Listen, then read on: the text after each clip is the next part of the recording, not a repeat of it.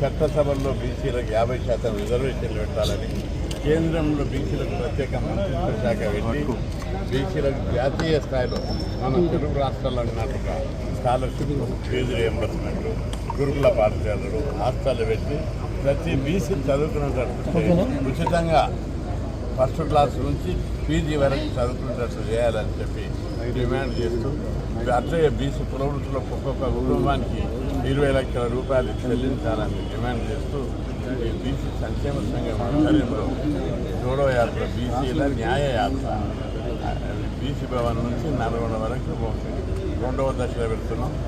3వ దశలో ప్రతి జిల్లాలో ప్రతి ఊళ్ళో బీసీ న్యాయ యాత్ర పెట్టి కేంద్ర ప్రభుత్వం మీద ఒత్తిడి తీసుకొస్తామని చెప్పి హెచ్చరిస్తున్నాం.